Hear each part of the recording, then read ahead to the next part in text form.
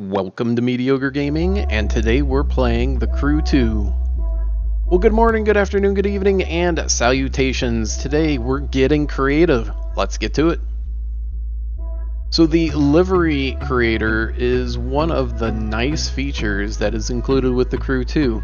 There's different visual parts for all the different vehicles, but then you can also have an entirely new look or livery skin, basically, for your vehicles. And since every vehicle is a little bit different shaped, then you can have a livery for each one and it can be slightly different. Now, when you first start working with the designer, it may be a little bit overwhelming with all the different choices of patterns and shapes and colors that you can choose from.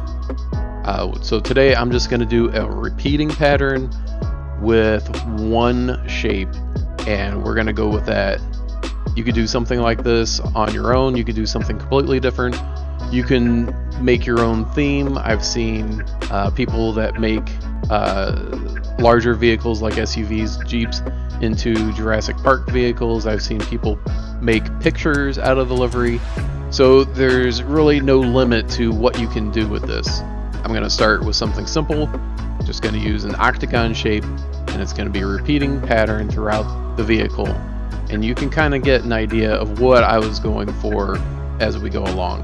Now at some point here I realized that yellow on yellow really makes it very difficult to figure out where the shapes are actually being put, so I do change the vehicle color at some point. Now in between picking shapes, you can zoom in and zoom out so you can get a little bit more of a detailed look at what you're doing. You just have to choose a spot to start at. Starting at the end is a good choice. Starting in the middle can be a good choice. It's wherever you want to start.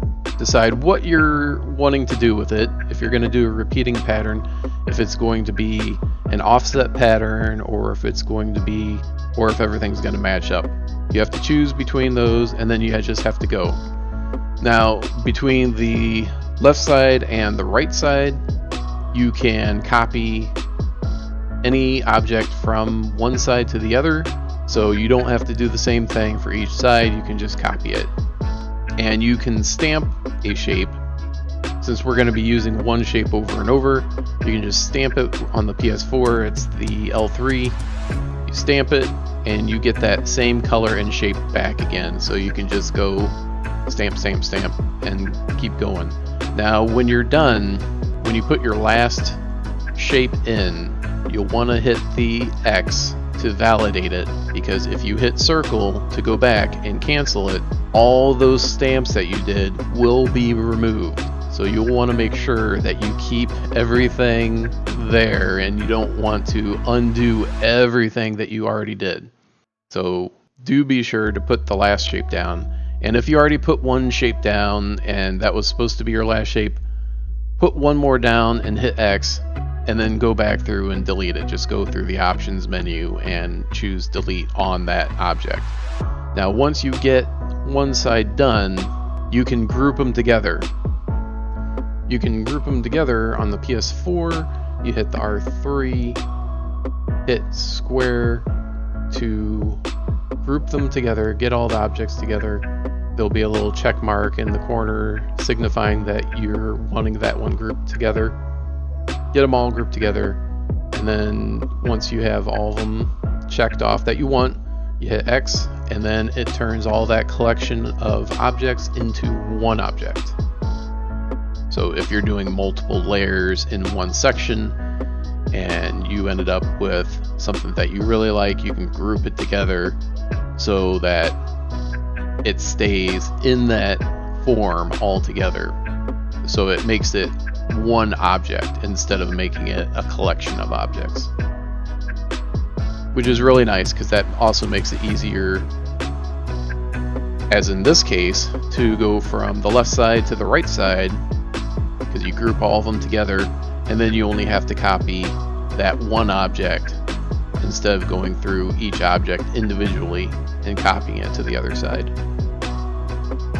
Now if you have a front and a back, this boat does not have a front because it's basically the left and the right side coming together. So here we have the top side, the left side, the right side, and the back. So you do the left side, group them together, put it on the right side, copy it to the right side, do the back or the top, and then do the other one, and then you're all done.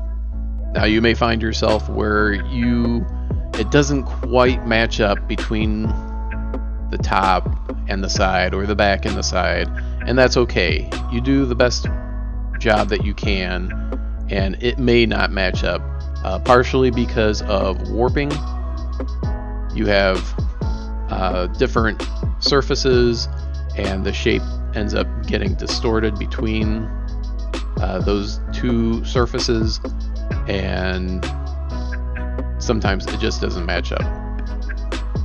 If you take one of these objects and you copy it, it'll come up on the bottom right, just above the objects bar at the bottom, and it'll show there, and then you can paste it anywhere else. So you don't have to guess at the size going from one side to another.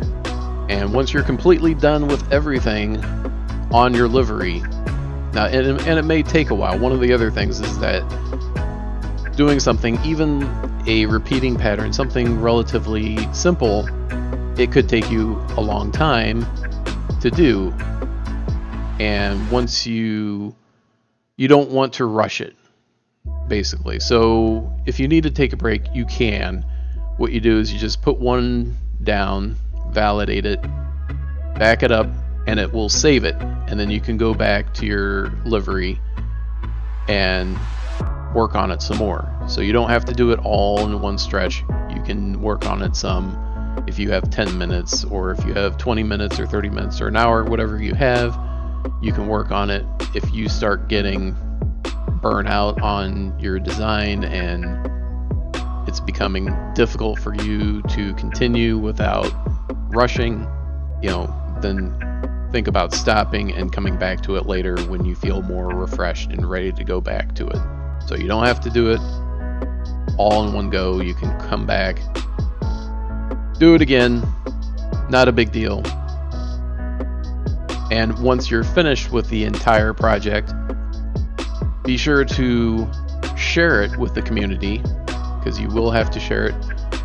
When you do that, you will tag it as certain things.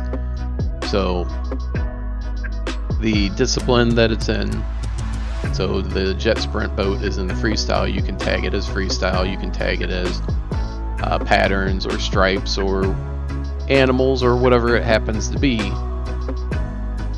and share it with the community, get it out there for other people to see, and they can download it onto their car. Now when you create a livery, it does cost bucks to do. Not only does it cost you bucks to create a livery, it also requires bucks to download liveries from someone else to your own vehicle. So if you see a vehicle that has a nice livery online, you can look at the recent ones, you can look at the top 100, you can look at the exclusive ones, any of those. They will all cost a certain number of bucks in order to put them on your vehicle. There are some very creative people that are working on liveries, and some of them are very good, some of them are very amusing. It's worth taking a look to see what they have out there. Now once you share your livery, make sure that you go out and you use your vehicle, try it out, go in through some races and check it out and see how you like it. Maybe you'll decide that it's not quite what you want and you can do another design, or you can change the paint color on it. Now you can make just one really big shape if you're wanting to have a certain theme or color for your design. So for the background, so you just take like a square piece and make it whatever color that you want, make it as big as it'll go, cover the entire side, and do that for each side, and then the entire vehicle will be that color. Now you only have one choice for finishes. It's going to be a matte color, So do be aware of that.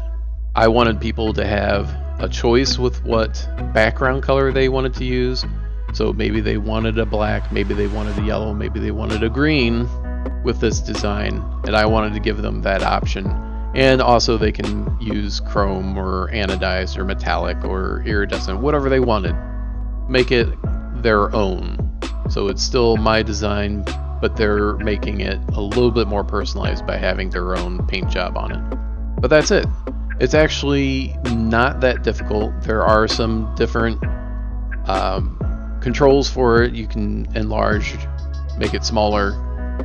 You can free scale it, you can skew it, you can make it transparent. So there's a lot of options there. Play around with it a little bit. See if it's something that you would enjoy, something that you would like to do. There's a lot of, kind of self-pride that you can have by making your own design and putting it out there for other people to see. And even if you don't want other people to see it, you can still enjoy it yourself. So you don't have to share it if you don't want to. Well, I hope you enjoyed this video. Make sure to ring the bell before you leave to be notified of all future episodes as soon as they go live. And thank you for liking, commenting, and subscribing. And we'll see you next time.